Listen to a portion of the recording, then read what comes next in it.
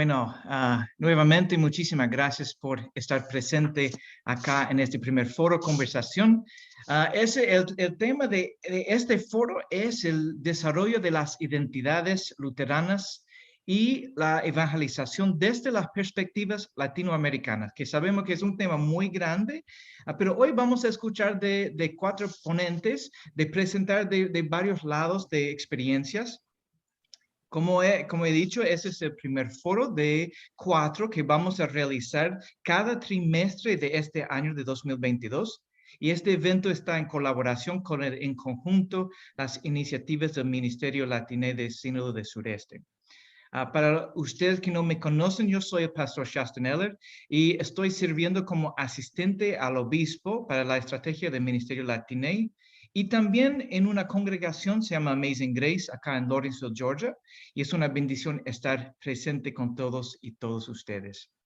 Voy a invitar a mi compañero José para presentarse. Hola, muy buenas tardes, hermanos y hermanas, los diversos ministerios latinos de la ELCA, de Latinoamérica y del Caribe.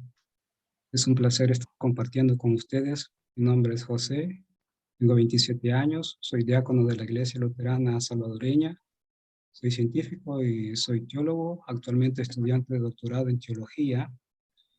Y el siguiente punto es exponer cuáles son los objetivos del presente foro. Y el objetivo inicial es aportar al desarrollo de las identidades luteranas contextuales en las congregaciones latinas y hispanas luteranas de los Estados Unidos y la región de América Latina y el Caribe. El segundo objetivo es fortalecer la formación teológica de nuestros ministros y ministras. Y el tercer punto es algo muy esencial para nosotros como cristianos, es la oración.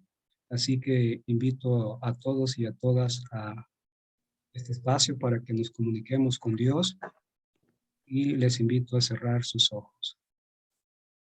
Omnipotente Padre Dios que estás en los cielos, gracias Dios por esta oportunidad, gracias por esta tarde, por estar compartiendo con todos nuestros hermanos y hermanas de los diversos ministerios latinos de la Iglesia Evangélica Luterana de Estados Unidos y también con diversos líderes de diversas congregaciones de América Latina. Te pedimos, Dios, que esta tarde sea de provecho, sea de entendimiento, sea un espacio para reflexionar y fortalecer nuestra identidad.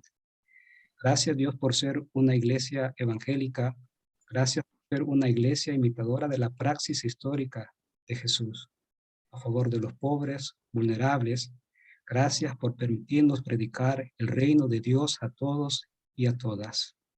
Te pedimos, Dios, por todos los procesos de guerras que están pasando en estos momentos, para que la paz y tu gracia sea venidera. También te pedimos, Dios, por todos los enfermos, las personas que padecieron y están padeciendo por el COVID-19, para que la salud llegue a sus hogares. Sabemos que tú eres un Dios de amor, de gracia, y que nos acompañes, y que este espacio, Dios, sea un espacio para fortalecernos como un cuerpo de Cristo unificado, y que brinde un sentido espiritual y de fortaleza para nuestra identidad como luteranos y luteranas de todo el mundo. Por estas cosas, Dios, te las pedimos en el nombre de tu Hijo Jesucristo, nuestro Señor. Amén. Gracias, José. Y lo que queremos también compartir es brevemente pasar la agenda del foro, que va a haber 2 presentaciones y después nos reuniremos en grupos pequeños, en salas de Zoom, para reflexionar de lo que hemos escuchado. Y después de los 2 grupos vamos a tomar un breve descanso, un break, y después vamos a volver para 2 presentaciones más y luego otro momento de reflexión en conjunto. Entonces les pido muy humildemente que durante las presentaciones les invito a poner en mudo el micrófono, silenciar el micrófono para que podamos oír mejor las y los presentadores. Así que María, feliz cumpleaños, que podemos ver en el chat. Así que Dios sigue bendiciendo su vida y ministerio. Entonces, con todo eso, voy a invitar a la obispa Idalia Negrón Camaño, que es la obispa del Sínodo del Caribe de la ELCA. Bienvenida, obispa. Bienvenido, y es un placer para mí estar con todos ustedes en esta tarde y desde mi espacio hablarles de este proceso de luteranismo en el Caribe. Y yo tengo que comenzar diciendo, como me enseñó el profesor Eliseo Pérez, que en el Caribe nos mezclaron a todos de acuerdo a la conquista de nuestras islas y cómo se dividían estas islas para diferentes poderes de Europa. Puerto Rico, pues, fue colonizado por los españoles, y las Islas Vírgenes Americanas fueron colonizadas por los daneses. Entonces están las Islas Vírgenes británicas, que son los ingleses.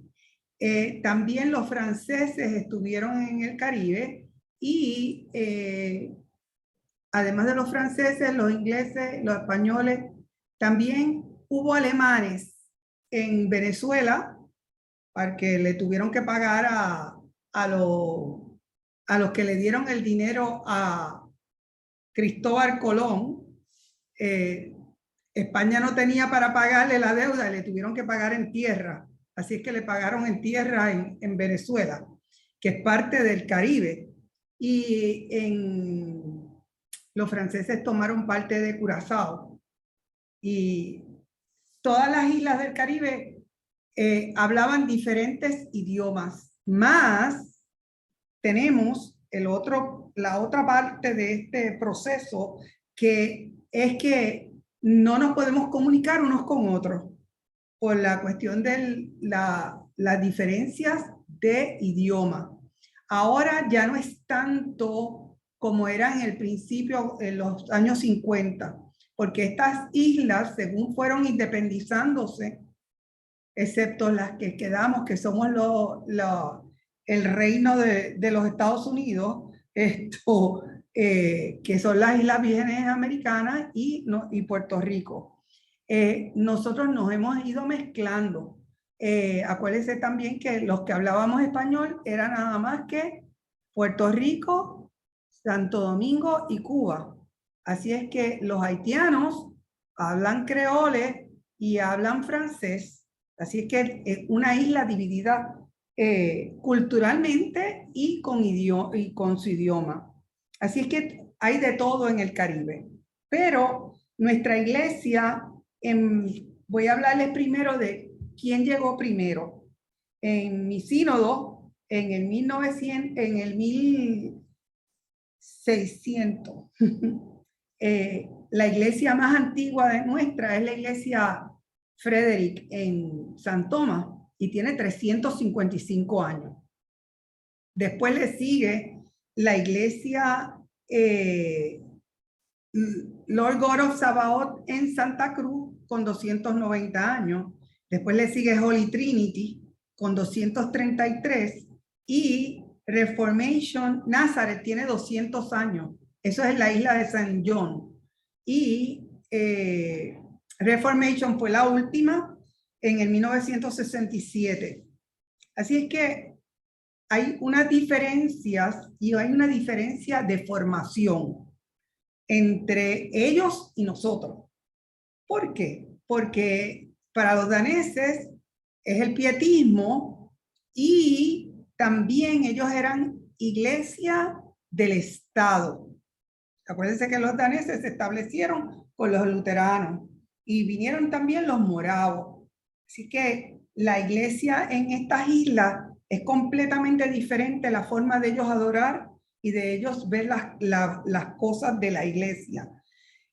Una de las cosas que siempre se hablaba antes de pertenecer a Estados Unidos, siempre se hablaba de la sangre de Cristo, y los himnos tenían y hablaban de la sangre de Cristo, porque la sangre de Cristo es la que te limpió del pecado y te liberó. Y entonces estas eran islas donde se llevaron también a los esclavos. Y nos dice la historia que en las iglesias luteranas de estas islas había dos cosas. Una era que los daneses eran luteranos y eran una élite y eran los dueños de las tierras y trajeron a los esclavos para que les cultivaran la tierra. Pero entonces cuando iban el domingo a la iglesia y los esclavos tenían que ir a la iglesia, los sentaban en la parte en el segundo piso de la iglesia y si no cabías ahí, te tenías que quedar en las escaleras. Los moravos, cuando querían subir de estatus social, se convertían en luteranos. A los moravos iban los esclavos y eran todos iguales, pero cuando tú subías tu escala de tener tu propio negocio, pasabas entonces a la iglesia Frederick de San Tomás. Entonces, miren, todo lo que conlleva una base que es de colonialismo y centrado en una sola cosa. En Puerto Rico no viene la iglesia por el Estado, viene también por el cambio de colonia. Una vez pasa la Guerra Hispanoamericana, empezamos en el 1898 y pasó en julio y en octubre de 1898 llega Gustav Swanson. Gustav Swanson, de origen noruego, y viene del seminario de Augsburgo. Y no tenía dinero para apuntarse nuevamente en el seminario y llega a Puerto Rico en uno de los primeros barcos que llegó de carga a Puerto Rico.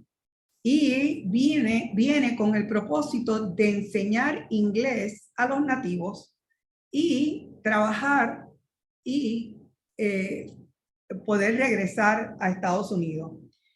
Cuando él llega a Puerto Rico, empieza a trabajar como maestro de inglés y un hombre de Jamaica, luterano, le dice, usted parece un hombre de Dios.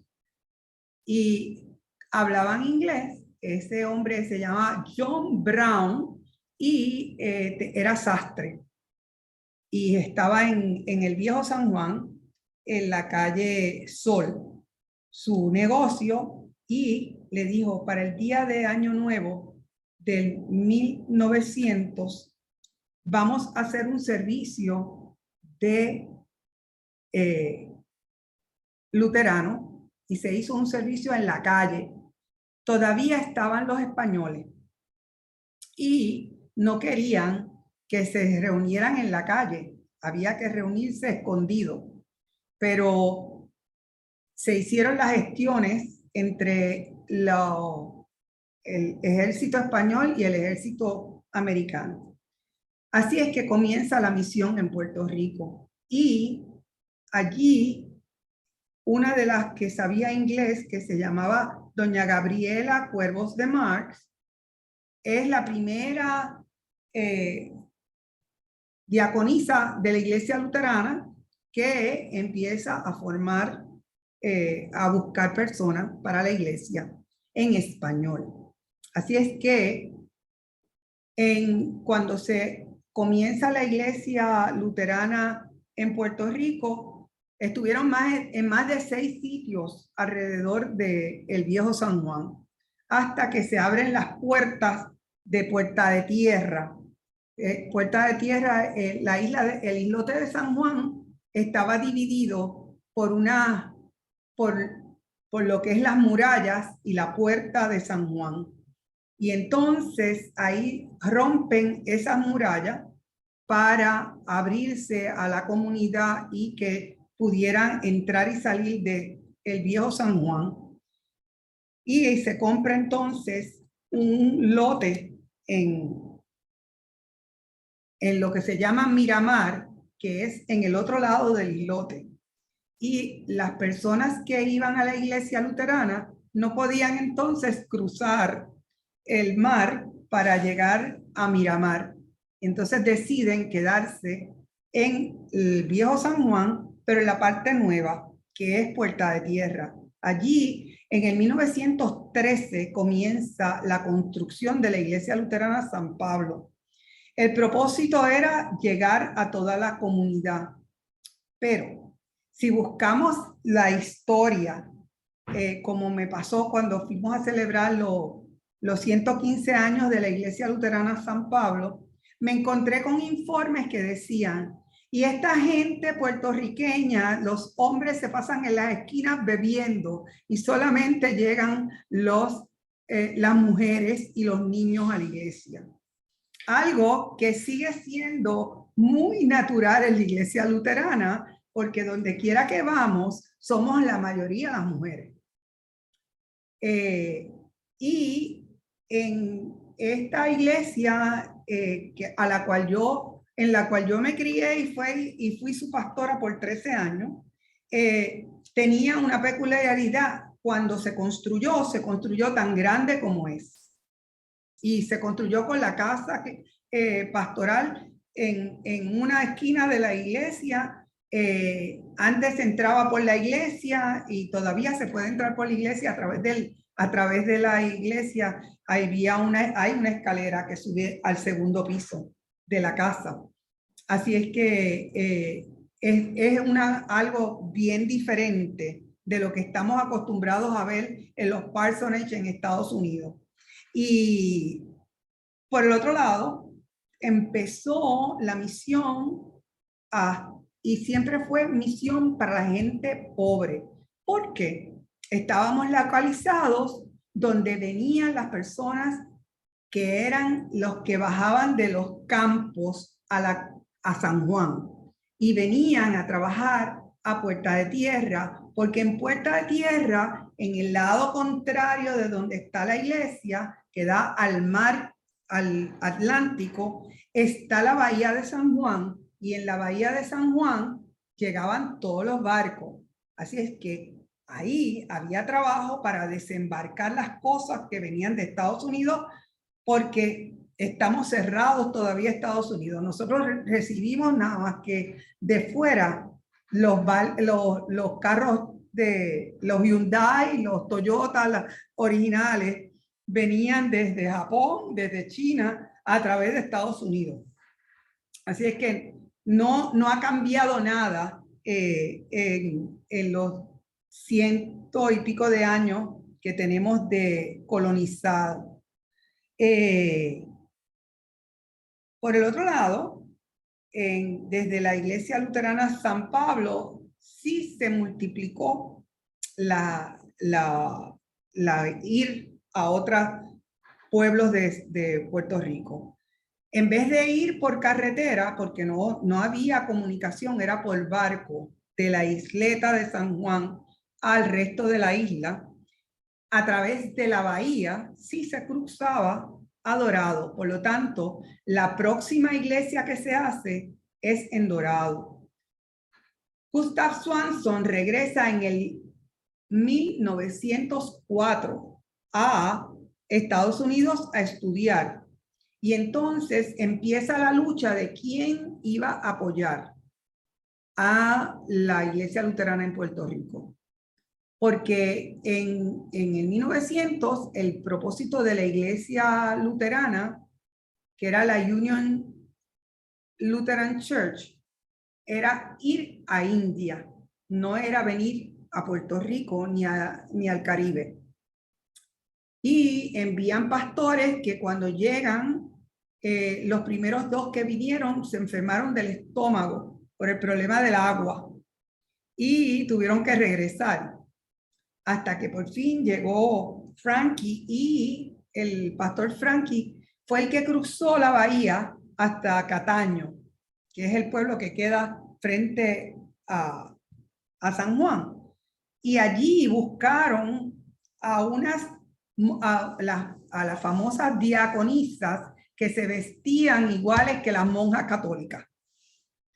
Eso creó un problema muy grave porque a las monjas católicas las persiguieron y le querían dar porque eran intrusas, que eran como si fueran personas que estaban haciéndose pasar por monjas, cuando ellas eran las diáconas.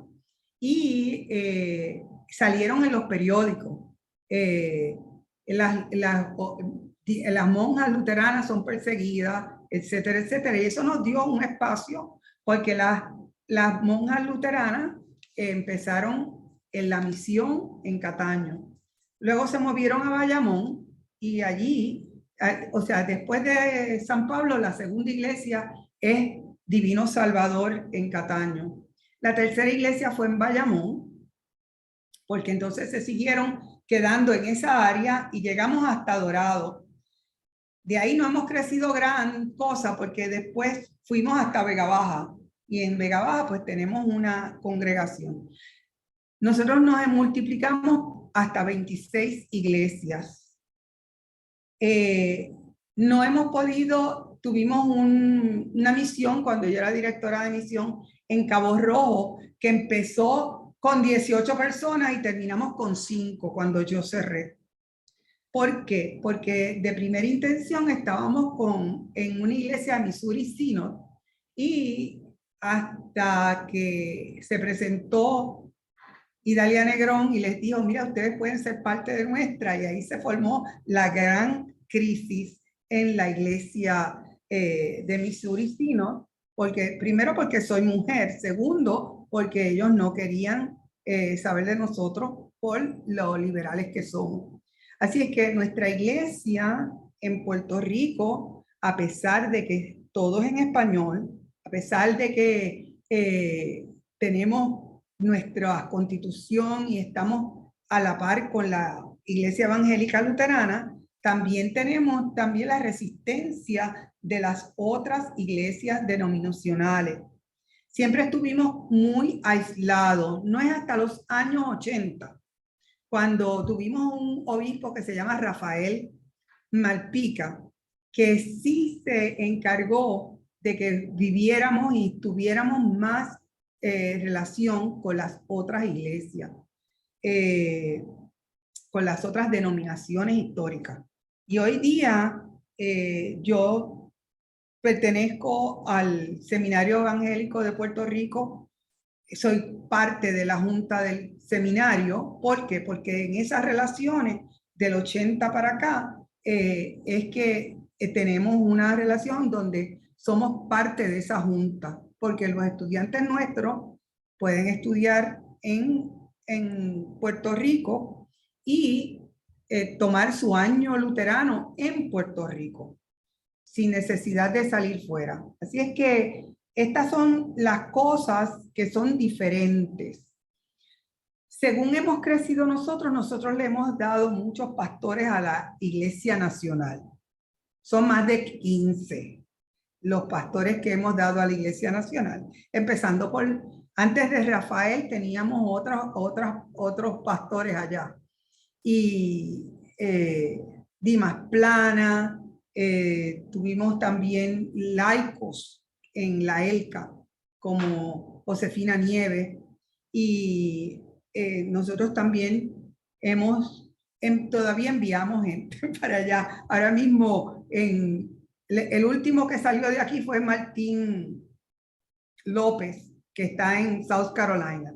Así es que por ahí está Julie, que es de aquí, y sabe Dios cuántos más hay por ahí que son de aquí. Aida Muñiz está en Wisconsin.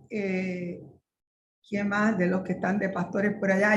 Allá tengo a un hijo que se llama Rafael Infante, y otro más que se llama Nelson Rabel, que ha sido el escándalo de esta iglesia últimamente.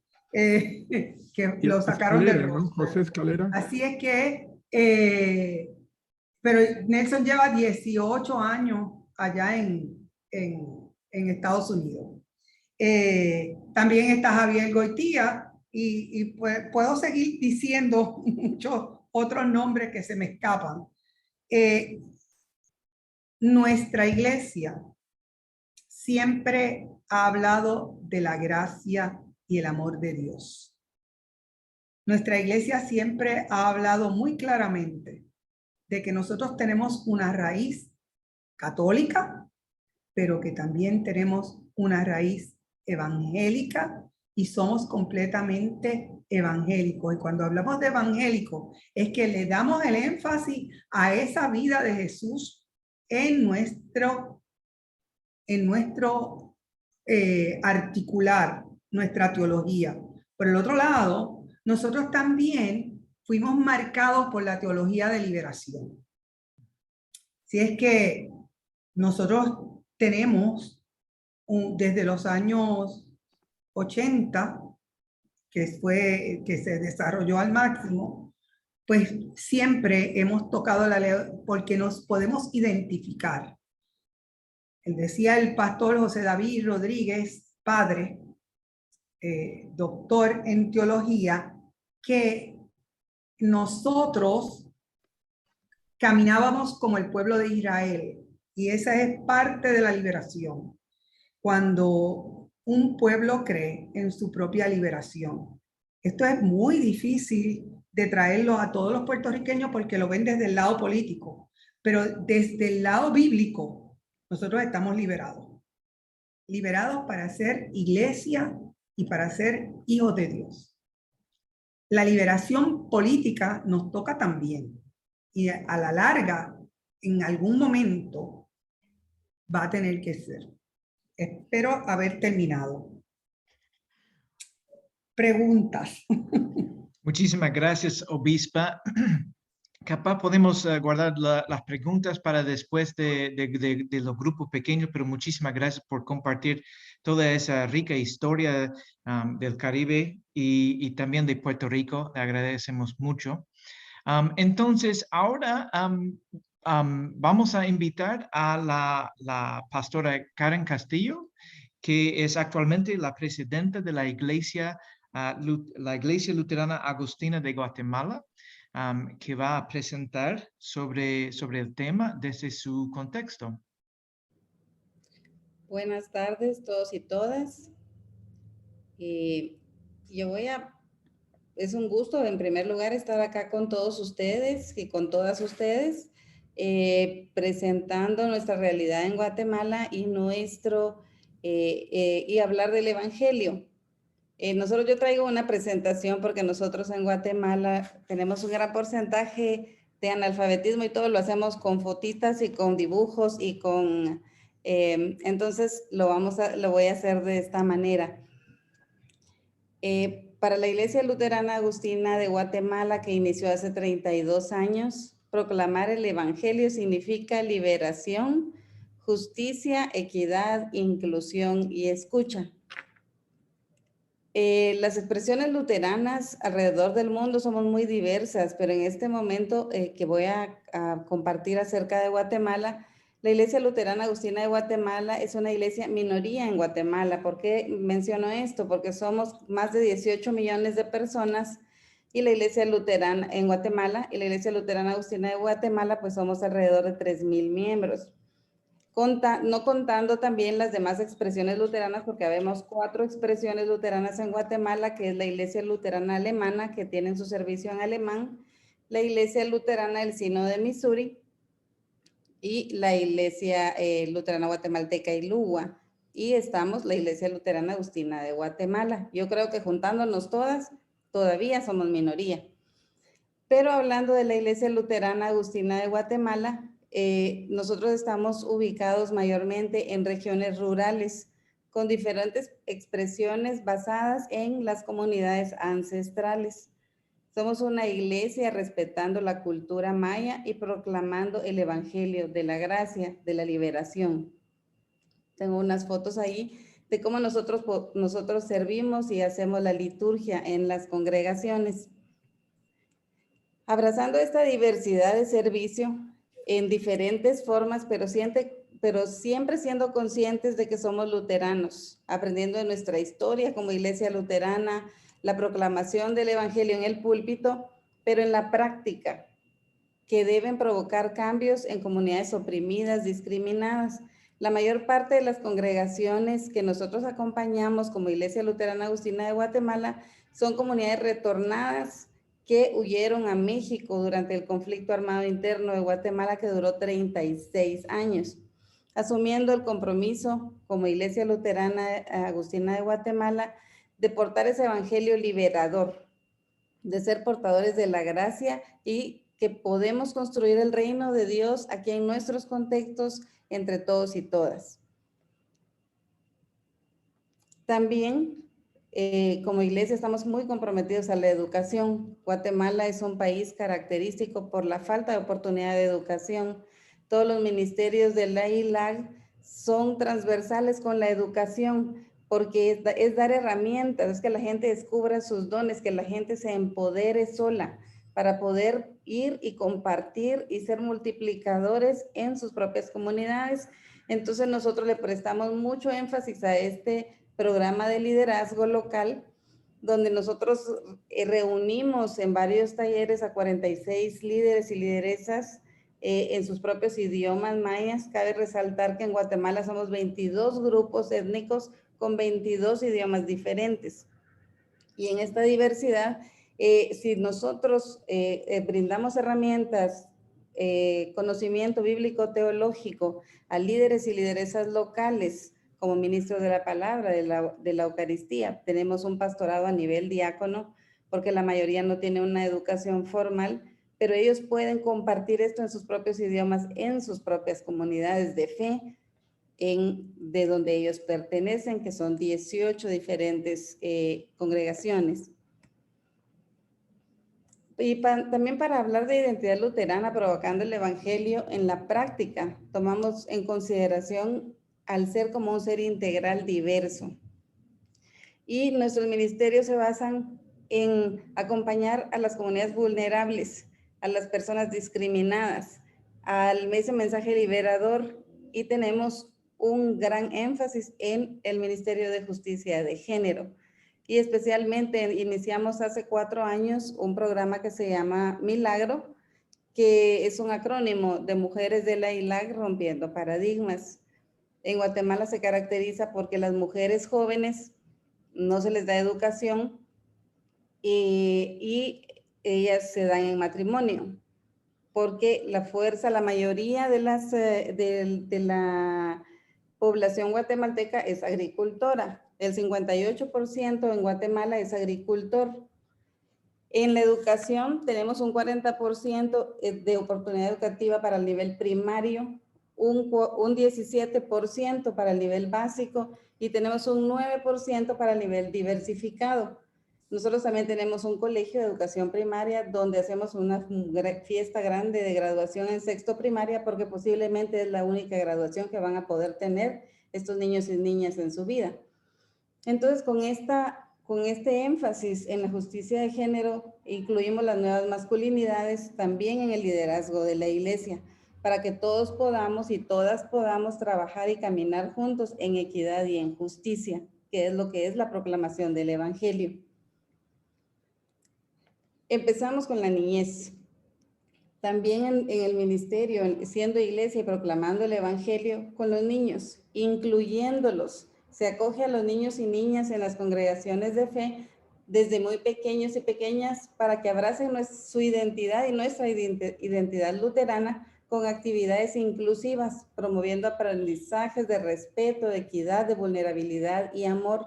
Y se da mucho apoyo a la educación por la misma falta de educación. Nosotros nos acercamos a los COCODES en las comunidades, y el COCODE es el Comité de Desarrollo Comunitario, como una alcaldía comunitaria, para poder acompañar a las escuelas comunitarias. La iglesia da un testimonio de evangelizador, dando un impacto a nivel comunal, no solo dentro de nuestra congregación. No es exclusivo, es inclusivo. Y no es una condición que sean luteranos, porque la diaconía de la iglesia se da hacia afuera. Y para nosotros eso es proclamar el evangelio y es ser iglesia luterana en estas comunidades. De igual forma, la juventud ha sido un reto muy grande para nuestra iglesia, la juventud, porque por nuestro contexto, los jóvenes pasan de ser niños a ser adultos, de ser un niño que apenas tiene acceso a educación a ser un adulto responsable de producir, de acompañar, de casarse las niñas desde 13 años y los jovencitos empezar en el campo y empezar a responder por su familia. Y ellos no se sienten jóvenes, no se saltan esa fase de adolescencia y juventud. Y como iglesia es nuestra responsabilidad y a veces están ya acompañados con su pareja, pero se tiene el ministerio de jóvenes porque son jóvenes y tienen mucho para dar y aprender y son el presente, los niños y los jóvenes, el presente y el futuro de nuestra iglesia en Guatemala. Y ellos van a llevar este mensaje a su casa, a su comunidad, a su iglesia. Y en la sustentabilidad, el Evangelio de Justicia demanda una vida digna para todo ser viviente, para toda la creación divina, y por esta razón consideramos como luteranos y luteranas que el Evangelio no tiene límites, que traspasa fronteras, grupos y nuestra propia limitación humana.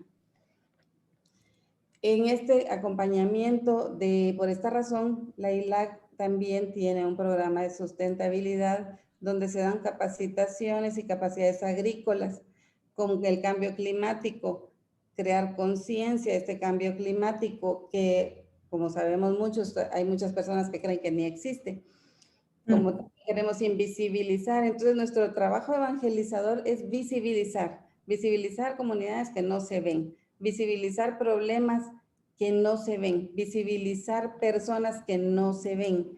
Y eso es proclamar el evangelio para nosotros. Y tenemos un programa también de agricultura sostenible donde se hacen capacitaciones de cómo sembrar en nuevas formas de acuerdo al clima. Ya no podemos sembrar como se sembraba hace 100 años.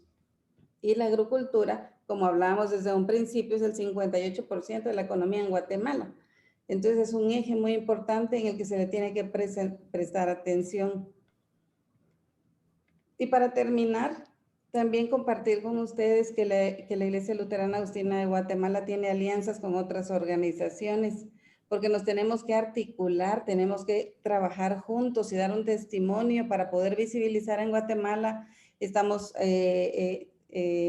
parte de la Junta Directiva del Consejo Ecuménico de Guatemala, tenemos un acercamiento con FREGUA, tenemos un acercamiento con el sector interreligioso de Centinelas, que justamente esta tarde tenemos una reunión con todas estas organizaciones porque acaba de salir una ley, una iniciativa de ley 5272, en el que fundamentalismos religiosos y gobierno corrupto tratan de proteger a la familia, papá, mamá, hijos, hijas, discriminando y violando todo derecho del ser humano.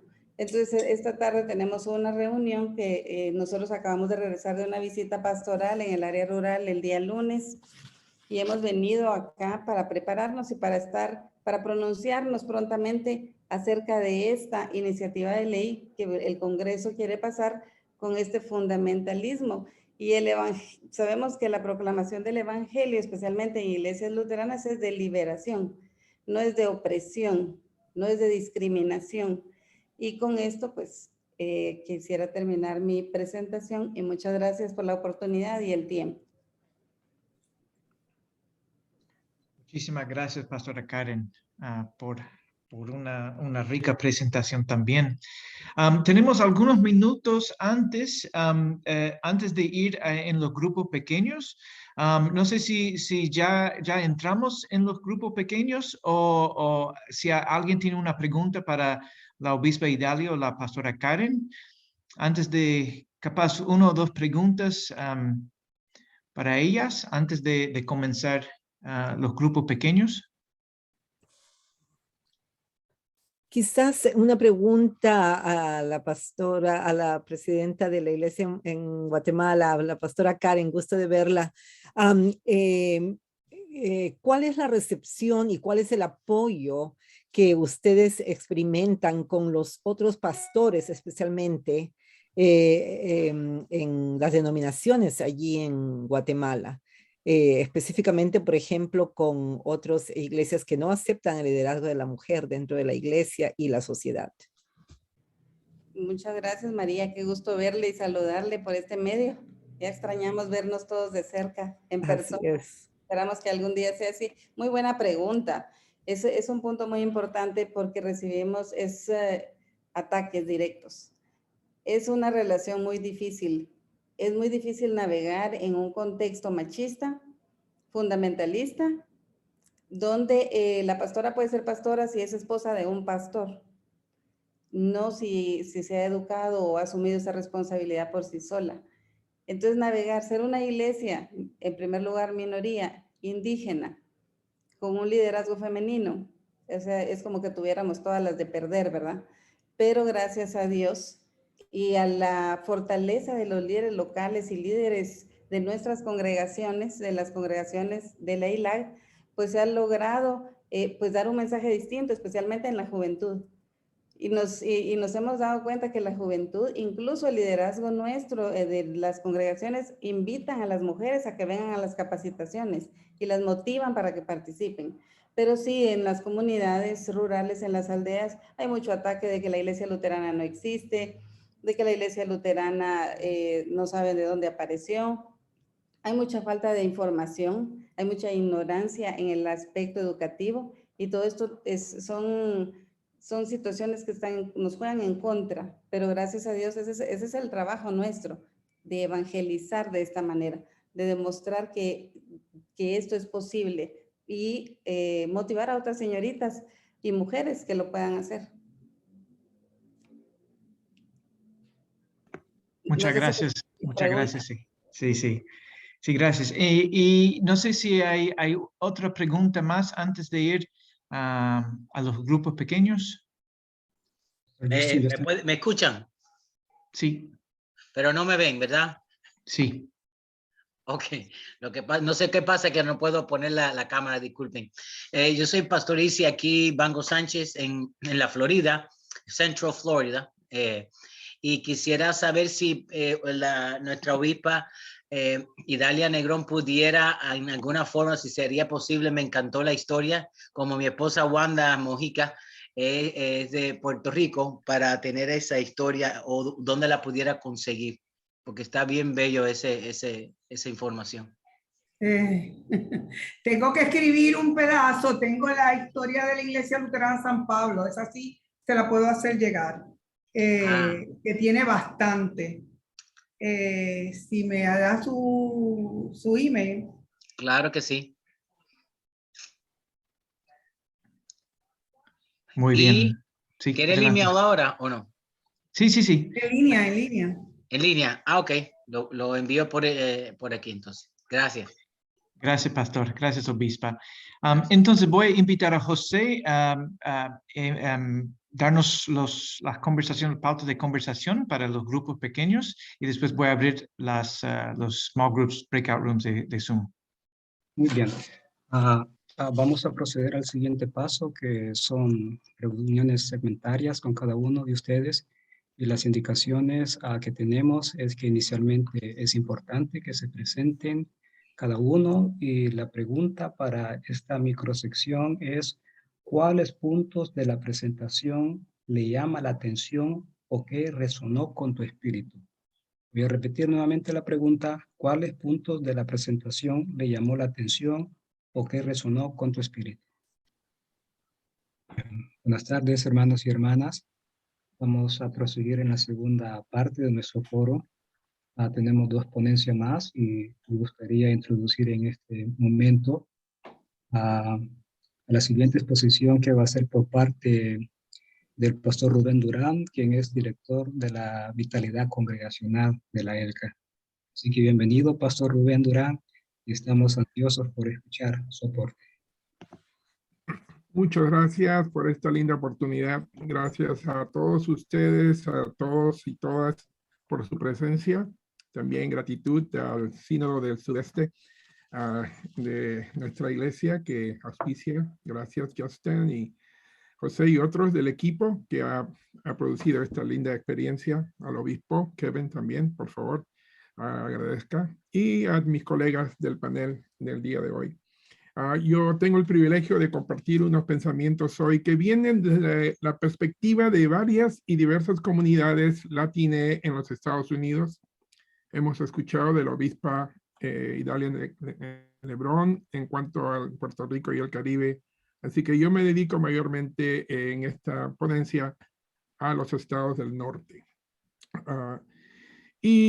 Para empezar, que la relación del ministerio de la iglesia local está estrechamente ligada a su base y guía que proporciona las identidades teológicas luteranas.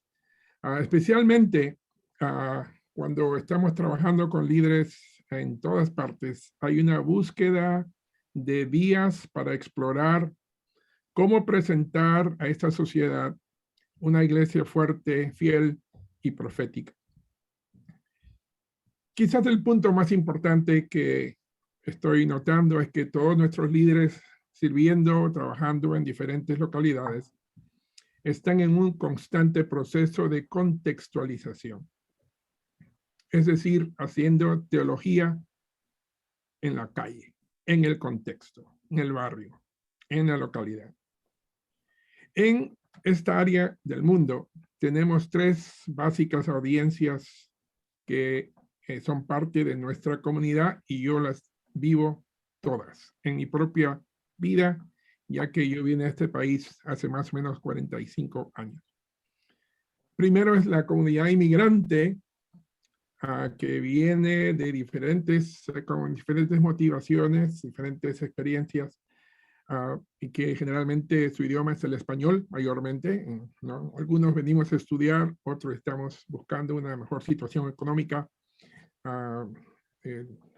huyendo de situaciones difíciles en contextos, la comunidad inmigrante, que es muy fuerte y creciente.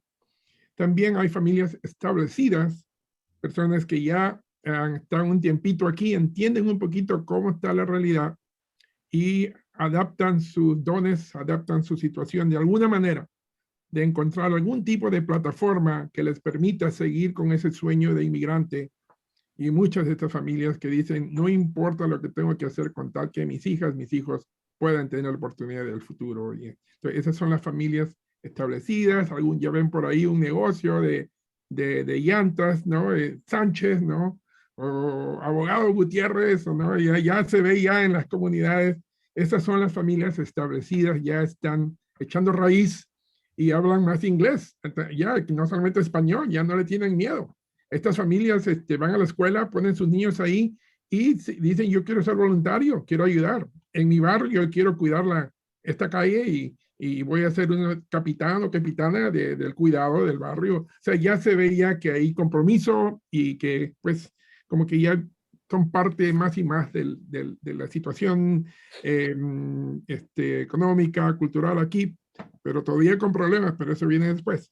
Y por último, las nuevas generaciones, que son los hijos, hijas, ya segunda, tercera, cuarta generación, algunos de mucho más, donde pues esta juventud tiene su propia mentalidad, tiene sus dones increíbles.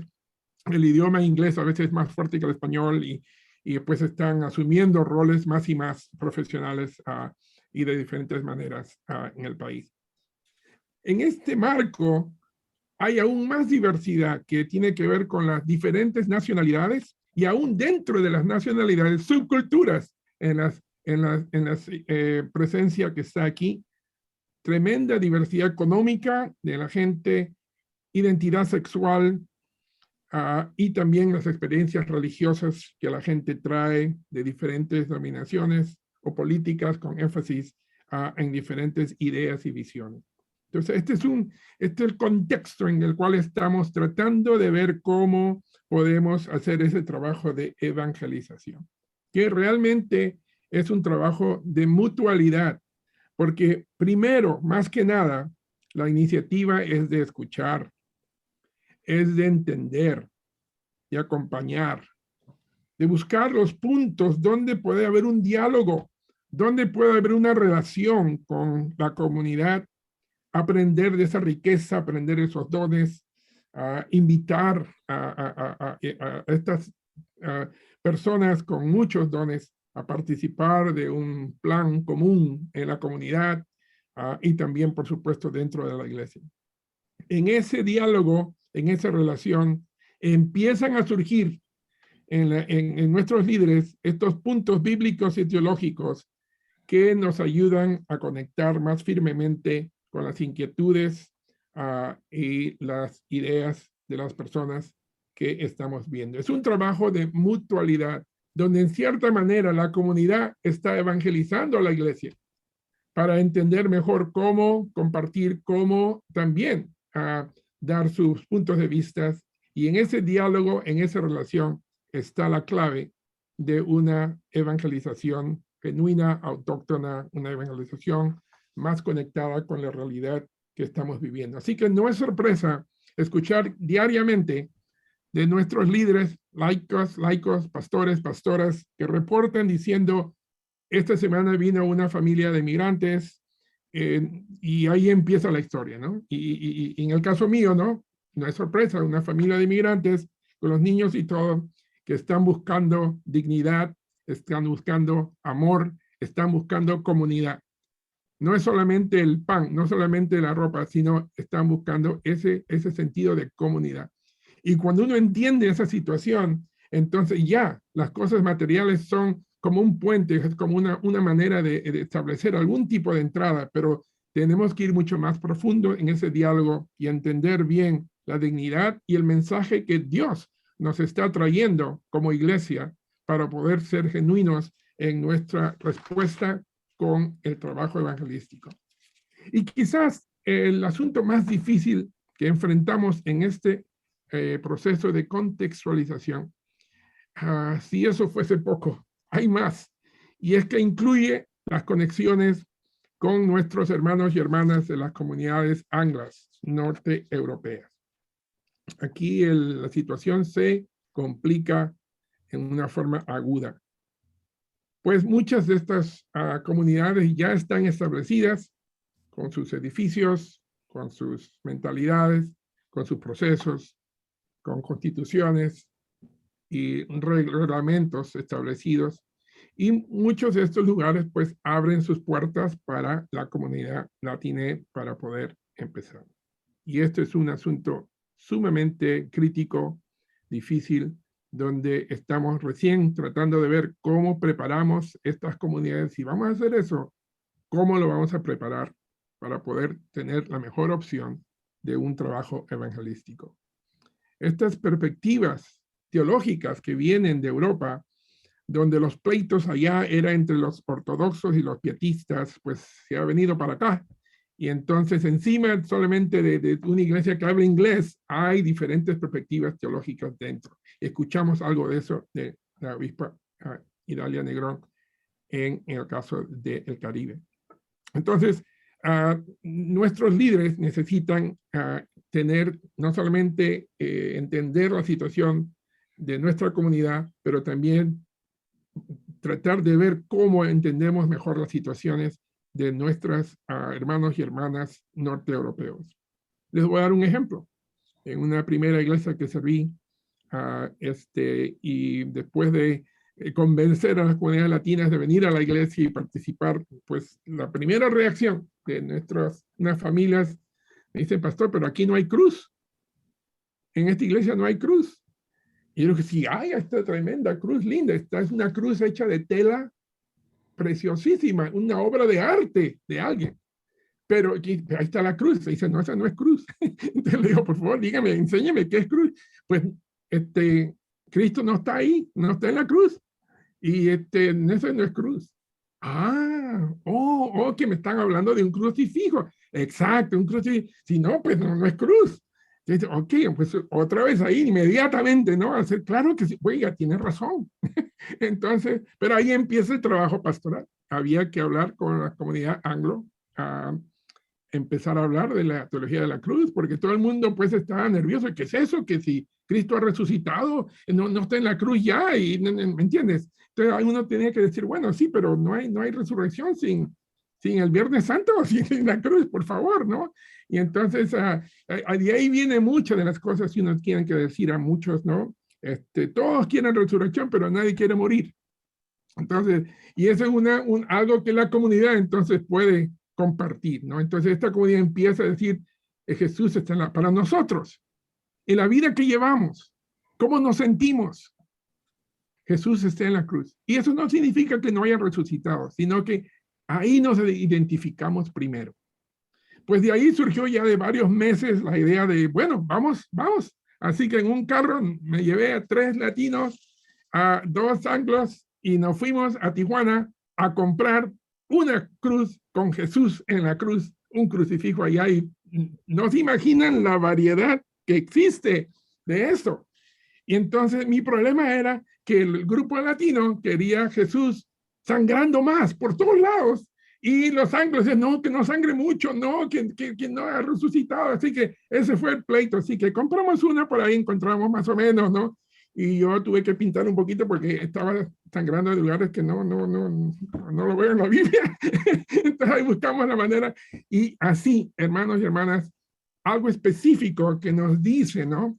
Que el aprendizaje es mutuo, que yo creo que la comunidad no tiene que pedir disculpas ni permiso, sino ser quienes somos, pero buscamos la manera como la trabajamos, otra vez la parte teológica, ¿no? En que es una herramienta de trabajo y no una doctrina escrita para siempre que solamente un grupo la puede interpretar. Así que de esta manera, 2 comunidades, 2 culturas pueden aprender algo unos de otros. En otras palabras, la evangelización es una actividad de mutualidad. Pues, aún en la dificultad de esta situación que estamos en este país, existe aún más, que es la marginalización. La comunidad latina está siendo usada en forma pública y no respetada en su dignidad. La opresión es económica, política, cultural, y es muy palpable en nuestra comunidad. Y hasta peor es ver nuestras propias entidades religiosas, incluyendo nuestra iglesia, ELCA, valerse de esos prejuicios en su deseo de mantener homogeneidad. Lamentablemente, muchas veces, por no decir homogeneidad, se dice unidad, pero es lo mismo, en mi opinión. Es mantener esa hegemonía. Qué difícil es para luteranos en la ELCA que se han identificado con ciertas culturas en particular, que lamentablemente los ha aislado de la realidad en la sociedad, con una perpetua vista parroquial, individualismo y no apertura a otros. Por eso, en mi observación de tantos años de pastorado, de 35 años, es lamentable ver cómo la iglesia en su totalidad está desconectada de nuestras comunidades y la realidad y de los cambios sociales.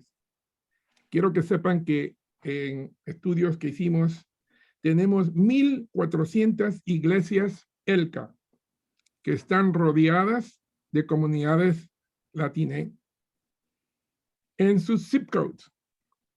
Hay casi 2,000 iglesias rodeadas de afroamericanos, más de 800 rodeadas de asiáticos y 400 iglesias que están o dentro o a un costado de una de esas reservaciones indígenas. En otras palabras, casi la mitad o más de nuestra ELCA, si realmente lo desea, podría ser una iglesia multicultural mañana. Pero existen esas fuerzas, incluyendo esas perspectivas teológicas que nos mantienen esclavos a una homogeneidad, a una unidad que no es real. Así que la voz de nuestra comunidad es crucial para abrir nuevos capítulos de la expresión teológica luterana hacia el futuro. La voz, el praxis, nuestras ponencias teológicas son cruciales, necesarias para hacernos conocer como somos, establecer diálogos entre culturas y grupos. Yo estoy convencido que la iglesia latina es un don de Dios a la experiencia luterana en el hemisferio norte. pero este regalo, este don de Dios, aún no ha sido abierto. Estamos como un regalo de Navidad bajo el árbol y nadie lo quiere abrir. Así que ya me cansé de esperar. Y yo sé que no soy el único. Mientras estamos en una situación que describo así, nuestras comunidades hacen el trabajo como comunidades de resistencia. Resistencia a las fuerzas malignas en la sociedad, resistencia a la marginalidad, resistencia al racismo, a los prejuicios, a la injusticia. ¿Cómo? Yo veo mis líderes, nuestros líderes, profundizando el estudio de las Sagradas Escrituras, identificando nuevos puntos teológicos y redefinirlos desde la perspectiva latina, usando la hermenéutica de la sospecha. En otras palabras, estamos decolonizando la teología luterana europea en los Estados Unidos, o, como decía nuestro colega Eliseo Pérez, desnorteando la teología y desarrollando y redefiniendo la herencia luterana que hemos recibido para hacerla nuestra, autóctona, desde una perspectiva latinoamericana, aún desde la marginalidad. Así que, gracias a Dios, que podemos trabajar en conjunto, y esta reunión es una expresión de eso. Los dones que tenemos de muchos colegas que están ya compartiendo sus dones, esfuerzos como el doctor Javier Goitía y otros que estamos iniciando iniciativas de liderazgo, muchos colegas en diferentes seminarios y entidades que están dando lo mejor que tienen. Para mí, que el trabajo ahí en comunidad, que el trabajo en conjunto, ahí está la fuerza, ahí está la sabiduría, ahí están los dones, ahí está la presencia divina, ahí está la vitalidad que buscamos. Gracias a Dios que existe ese espíritu de reunirnos, inspirados por la palabra de Dios en ese Pentecostés que generó unidad, activar a los discípulos a la misión del Señor, buscar unidad y no fragmentación, buscando el respeto, la dignidad a todas las razas, idiomas y culturas. Esa misma promesa que se dio a Abraham y a Sara, la hemos recibido y queremos ser inclusivos en todo lo que hacemos. El trabajo evangelístico, entonces, dentro de esta comunidad, en contexto, entre los márgenes, pero en comunidad, incluye la búsqueda de justicia, equidad, dignidad a todo ser humano. Por eso, yo siempre digo que el evangelismo y la justicia son dos caras de la misma moneda. Eso es el evangelio del Señor que busca la dignidad humana en todo sentido. Así que hacia el futuro, la iglesia está conectada con la vida comunitaria, está comprometida en la lucha por la justicia, funciona con la vitalidad de los dones y diversidad, y en las nuevas generaciones, buscando esos puentes de contacto entre culturas para poder posicionar nuestra comunidad como parte de una sociedad que está buscando siempre más justicia, más humanidad entre todos. Así que no podemos esperar más. En lugar que alguien nos descubra, más bien nosotros tenemos que poner el pie al puente, el pie al frente y en comunidad poder encontrar estas pautas que nos unan más, que nos liberen y poder redefinir teológicamente y en la praxis la manera como Dios quiere que seamos iglesias fuertes, fieles y proféticas en esta parte del mundo. Gracias por esta oportunidad de compartir. Gracias, Pastor Rubén, por ese análisis tan profundo. De acuerdo, considero que atiende mucho los signos de los tiempos actuales. Procedemos a la siguiente ponencia. Hacemos un llamado al aporte del Pastor Rafael Malpica, quien es director ejecutivo de Servicio y Justicia de la Iglesia Evangélica Luterana de Estados Unidos. Así que bienvenido, Pastor Rafael, y dispuestos a escuchar atentamente su presentación. Gracias, José. Gracias, Justin, por la invitación. Es un placer verlos a todas y a todas, aunque sea en en los cuadritos de nuestras pantallas. Quizás compartir con ustedes dos cuestiones preliminares antes de entrar a compartir los pensamientos sueltos que escribí en el papel. En primer lugar, quiero compartir con ustedes dos preguntas que las tengan en mente mientras yo comparto estas ideas. Las preguntas son, ¿cómo nos apropiamos de esta identidad? Obviamente estoy hablando de la identidad luterana desde nuestros respectivos contextos. Y la segunda pregunta, ¿cómo nuestros contextos expanden y recalibran nuestra identidad y confesionalidad? Un subtexto debajo de esas dos preguntas, quizás haciendo referencia a algo que mencionó Rubén en su presentación, es que muchas veces aquello que se vende como teología luterana de parte del poder hegemónico, cuando la examinamos bajo la lupa, bueno, la pregunta es si es realmente teología luterana o no. Entonces, bueno, lo que hay que desnortear, yo creo que no es la teología luterana en sí, sino la misappropriation, la apropiación ilegítima e ilegal de esa identidad. Así que por ahí quiero comenzar. La pregunta guía que se compartió, y ustedes las ven ahí en la agenda, es cómo impacta la evangelización en el desarrollo de las identidades luteranas contextuales desde una teología y práctica del acompañamiento. Y quizás yo lo que quiero es darle una vuelta a la pregunta y comenzar, o hablar de las identidades o la identidad luterana y cómo esa identidad luterana impacta. Bueno, el vocablo que se utiliza aquí es la evangelización. Así que hay posibilidad ahí para ver qué viene primero de esas dos cosas. Si le hubiese puesto un título a estas palabras, yo hablaría de la misión de Dios en el mundo, perspectivas desde la identidad luterana. Una de las palabras claves en la articulación de una teología para la misión es la preposición como. Y cuando analizamos mucho de la documentación de los teólogos que hablan sobre la misión, vemos cómo la misión se presenta desde esa perspectiva de lo que yo llamo la pluralidad. Misión como acompañamiento, misión como proclamación profética, misión como.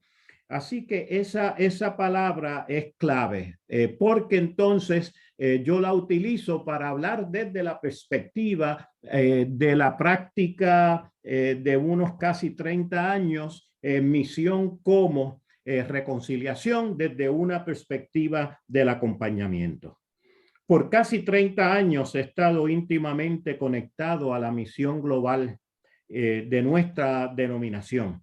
Las lecciones recibidas de nuestras iglesias hermanas en América Latina y el Caribe me llevaron a desarrollar una clave hermenéutica y una metodología para la misión conocida como acompañamiento. No voy a entrar en los detalles del acompañamiento. Ustedes pueden entrar a la página web de la ELCA y encontrar información ahí sobre ello. Desde esta perspectiva del acompañamiento, definimos la misión de Dios como restaurar comunidad. Misión como restaurar comunidad. Nuestra participación en esa misión, que no es la misión de la iglesia, es la misión de Dios. Nuestra participación en esta misión de Dios no se define como evangelización o evangelismo. Y aquí esto es una posición muy particular mía, porque para mí estos dos términos, evangelización y evangelismo, tienen una fuerte carga colonial. dentro del marco de la cristiandad. Podemos leer el libro del teólogo puertorriqueño Luis Rivera Pagán, que escribió sobre evangelización y violencia. Por eso es que en vez de hablar de evangelización, yo prefiero que nosotros pensemos en cómo la identidad luterana contribuye a el seguimiento a Jesús o el discipulado. Esas son las dos palabras que yo sustituyo por evangelización. El seguimiento a Jesús, o también hay posibilidad de hablar sobre el discipulado. El centro de nuestra identidad confesional, de nuestra identidad luterana, es el movimiento de Dios hacia la humanidad. Este movimiento de Dios hacia el mundo constituye su misión. Esto es lo que teólogos han denominado la economía de la Trinidad, desde Ireneo y Tertuliano. Estamos hablando de cómo Dios obra en el mundo. Y el centro de la identidad luterana es precisamente ese movimiento de Dios al mundo. Y lo que yo quiero hacer compartir con ustedes es que examinemos rápidamente desde la perspectiva bíblica y confesional el movimiento de Dios hacia el mundo que desemboca en el seguimiento a Jesús. En primer lugar, vamos al material bíblico. Leemos en el libro de Génesis ese famoso versículo sobre el cual se han escrito cantidad de páginas en libros de teología. Hagamos al ser humano a nuestra imagen y semejanza. ¿Qué significa hagamos? ¿Cómo interpretamos ese verbo? Dios imprime en los seres humanos la esencia de su realidad. El ser, la esencia de Dios, es lo que Dios comparte, lo que Dios imprime en esa humanidad que crea. De ahí viene ese hagamos. Los padres capadocios, que son mis favoritos, en vez de los padres de la Iglesia Latina, yo prefiero los padres de la Iglesia del Este. Los padres capadocios describen la realidad de Dios como relacionalidad. Dios es una comunidad que está tan íntimamente relacionada que no se puede separar. De ahí es que viene su unidad. Leonardo Boff, en su libro sobre la Trinidad, lo describe en la primera oración de su libro. En el principio existía la comunidad de los tres y no el uno que estaba solitario. ¿Okay? Así que Dios imprime al ser humano esa capacidad de vivir en relación, y utilizan los padres de la iglesia esa palabra griega pericoresis para describir esa unidad. El capítulo 3 y 4 de Génesis es una explicación de qué pasa con esa unidad. Vemos en la historia de Adán y Eva que eso se rompe. La mujer que tú me diste me hizo hacerlo, y cuando le preguntan a la mujer dice, yo no fui, fue la serpiente, y vemos que esa relacionalidad que es la esencia de Dios que se le da al ser humano se rompe. La misma historia pasa en el próximo capítulo en la relación de los dos hermanos, Caín y Abel. Desde ese momento, entonces, la misión de Dios es restaurar comunidad. Restaurar la creación al plan original de Dios que fue resquebrajado por el pecado. Nosotros fuimos creados para la relacionalidad. Y esa historia de Adán y Eva que nosotros vemos que se nos enseñó en los seminarios y en las clases de catecismo como de una del pecado original, y no discuto contra eso. A mí me gusta quizás darle una nueva perspectiva, y es el pecado contra nuestro origen, porque nuestro origen fue vivir para la comunidad como reflejo de la esencia de Dios. De ahí entonces que desde ese momento en adelante, la misión de Dios, la misión de la economía de la Trinidad es restaurar comunidad. Luego, en el material paulino, nosotros vemos cómo Pablo y las comunidades paulinas retoman ese lenguaje. Uno de mis versos favoritos en la correspondencia a los Corintios, en Segunda de Corintios 5, Pablo nos habla sobre el ministerio de la reconciliación, que Dios en Cristo estaba reconciliando el ser humano a Dios, y luego que pasa eso, entonces viene la reconciliación entre unos y otros. Como ustedes ven, aquí vemos el movimiento, lo que yo llamo el movimiento de la Trinidad, y el movimiento que es centrar en esa identidad luterana. Es una sinfonía en dos movimientos. El primer movimiento de Dios hacia nosotros, y el segundo movimiento entonces de nosotros hacia los demás, para restaurar comunidad. Pero como el pecado es como el polvo que se mete donde quiera, si ustedes leen en el capítulo anterior, Segunda de Corintios 4, el verso 7, Pablo dice, y este poder extraordinario no es de nosotros, sino que proviene de Dios. O sea, somos instrumentos de Dios para la reconciliación. Es la acción de Dios en Cristo bajo el poder del Espíritu Santo que nos lleva a ese movimiento de la reconciliación. Ese material bíblico es lo que recoge la identidad luterana. Y eso lo encontramos en la Confesión de Augsburgo en el artículo 4 y 6, que habla de la justificación y de la santificación.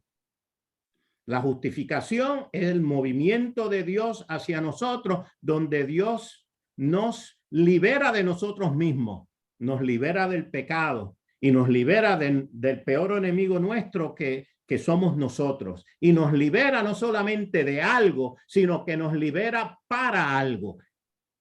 Y ese algo para el que se nos libera es el otro o la otra. Eso es de lo que habla el artículo 6. Y fíjense lo que está en el medio. ¿Qué conecta el 4 con el 6? El artículo 5. ¿Y de qué nos habla el artículo 5? Nos habla sobre el ministerio de la proclamación. Ese fue uno de los títulos, o como luego se traduce, palabra y sacramento. Dice la confesión, para obtener esta fe, Dios ha instituido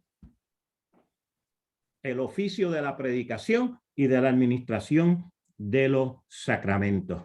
Ahora, ¿cómo llegamos a ese artículo 4 y 6, que es lo que define la identidad luterana?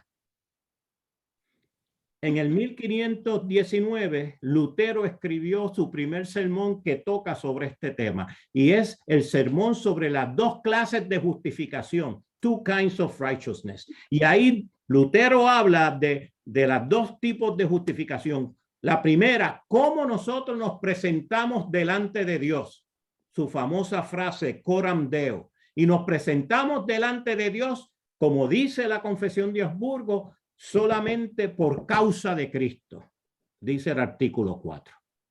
Y una vez nosotros nos presentamos delante de Dios, entonces la otra justificación de la que habla Lutero en ese tratado del 1519 es cómo nos presentamos delante del otro o de la otra, coram hominibus. Vemos otra vez ese movimiento dual. En el 1520, si acaso la gente no había entendido esto, Lutero escribe lo que él describe. Si ustedes van a aprender o van a atesorar algo de mi teología, léanse en este librito y ya, con eso termina. Y es su tratado sobre la libertad cristiana. Y en ese tratado sobre la libertad cristiana, Lutero expande en ese, lo que yo llamo, en ese movimiento de la identidad luterana, en la famosa frase dialéctica: el cristiano es libre señor de todas las cosas y no está sujeto a nadie. El cristiano es servidor de todas las cosas y está supeditado a todos y a todas.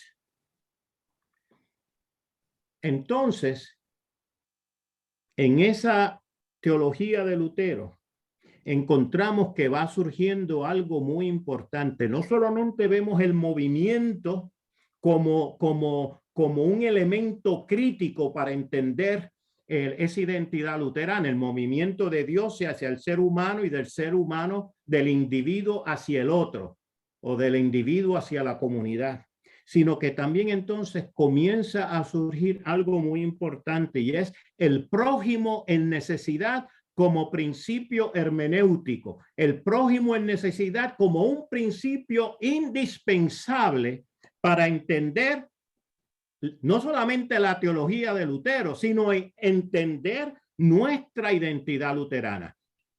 Le voy a dar asignación por si acaso quieren leer algo. Si ustedes leen el Catecismo Mayor, búsquense en la explicación de Lutero sobre el mandamiento de no matarás, de no hurtarás y de no codiciarás.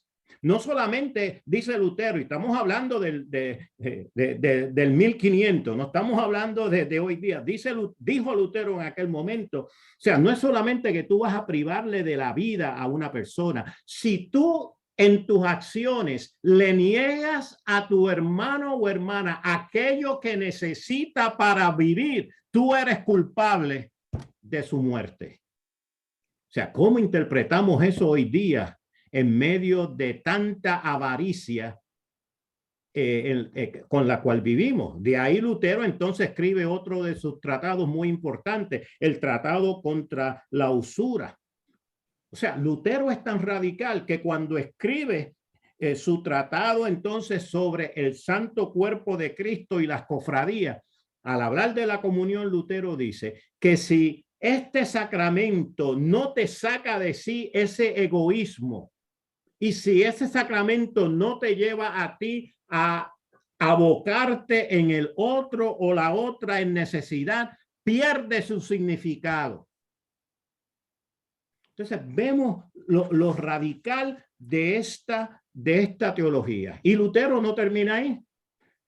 En los artículos de Esmalcalda, que se considera el testamento teológico de Martín Lutero, por si acaso no lo habíamos entendido, cuando Lutero en el artículo 4 habla sobre el evangelio, termina diciendo que una de las cosas importantes, o sea, este evangelio nos lleva hacia algo, y es lo que él denomina la mutua conversación y consolación de los santos. Obviamente en nuestra iglesia hay dos sacramentos, el bautismo y la comunión. En el seminario nos enseñaron que un posible tercer sacramento hubiese sido la confesión y la absolución. Yo no estoy de acuerdo con eso. Para mí el tercer sacramento, si hubiese existido uno, es esto que Lutero llama como la mutua consolación de los santos. Como nosotros, una vez que hemos sido librados del pecado y librados de nosotros mismos y nos abocamos al otro, cómo vivimos en comunidad en el seguimiento a Jesús. Así que ahí vemos el movimiento de la teología. Termino compartiendo un libro reciente. Si lo pueden leer, se lo doy como asignación, escrito por una teóloga de Finlandia que es profesora en el seminario en California, Pacific Lutheran Theological Seminary, PLTS. El nombre de ella es Kirsi Stjerna, S-T-J-E-R-N-A es el apellido, y el título del libro es Lutheran Theology, The Grammar of Faith. Lutheran Theology, The Grammar of Faith. Ella hace una buena síntesis de esos principios fundamentales que crean la identidad luterana. Lo que a mí me gusta de ese libro es que ella dice y toma esa noción que yo utilizo en lo que yo entiendo es la teología, nuestra identidad confesional, el movimiento en la teología de Lutero. Y ella dice, el movimiento en la teología de Lutero y por tanto en nuestra identidad luterana es un movimiento de la libertad a la justicia, from freedom to justice. Yo le añadiría uno que quizás para nosotros los latinoamericanos tiene, justice es importante, pero yo le diría el movimiento from freedom to liberation. From freedom to liberation. Así que para mí es muy importante de cómo ese centro, el centro de la identidad luterana que está basada en el movimiento de Dios al mundo, es lo que define cómo nosotros vamos a abocarnos en la misión de Dios. Si nosotros decimos que la misión de Dios es restaurar comunidad y la iglesia es un instrumento de Dios para su misión, entonces la pregunta para nosotros es, ¿cómo repensamos la iglesia desde la perspectiva de la misión de Dios para el mundo?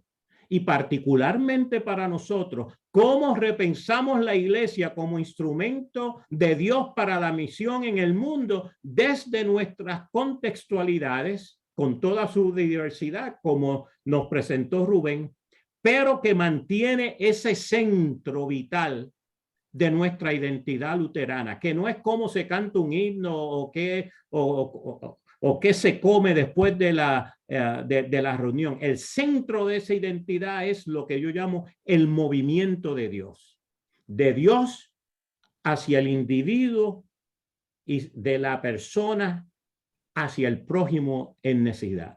Entonces, desde esa perspectiva, hermanos y hermanas, ¿cómo entonces pensamos en el seguimiento a Jesús? ¿Cómo desde esa perspectiva articulamos una teología para el discipulado? Y cómo esa teología del discipulado, o sea, obviamente de movimiento, cómo esa teología de movimiento nos lleva a pensar entonces en el andamiaje que es la iglesia. Finalmente, Vítor Bastele, uno de nuestros grandes teólogos original de Brasil, nos habla de la iglesia como movimiento, y pensando en la reforma, Vítor hablaba de Lutero y de los reformadores como herejes. Eso quiere decir que presentaron una visión alternativa para lo que era lo hegemónico de su momento. Entonces, la pregunta que siempre Vítor nos hace es, ¿cómo ese movimiento que llamamos Iglesia Luterana en los diferentes contextos, vamos a quedarnos en este contexto de los Estados Unidos de Norteamérica, cómo el movimiento puede rescatar sus raíces heréticas? ¿Cómo ese movimiento puede rescatar sus raíces heréticas? Esa fue la gran pregunta que nos dejó Vítor Bastele, para que nosotros, desde nuestra contextualidad y apropiándonos de esa identidad, que es el movimiento de Dios, entonces podamos repensar esta iglesia. Amen. Con raíces heréticas que se da al seguimiento a Jesús en un movimiento de la libertad a la justicia. No termine. Ahí lo dejo bueno, para que pensemos. Gloria a Dios. Amén. Amén. Muchas gracias, Pastor Rafael Malpica, por ese sentir el movimiento de Dios, muy importante para la identidad. Vamos a proceder al siguiente punto, que es en microsecciones, y tenemos una pregunta destinada para ustedes. Y la pregunta es, ¿cuáles son 2 o 3 cosas de las que se han escuchado durante el foro que puede utilizar o considerar en su contexto ministerial ahora? Repito nuevamente, cuáles son 2 o 3 cosas de las que se han escuchado durante el foro que puede utilizar o considerar en su contexto ministerial ahora. Gracias, Rafael. Gracias, José. Entonces, ahora vamos a volver. Capaz son los mismos grupos, capaz son grupos nuevos. Así que, por favor, pueden presentarse y puse ahí en el chat las preguntas que van a discutir y nos vemos en unos minutos. Que disfruten su tiempo juntos.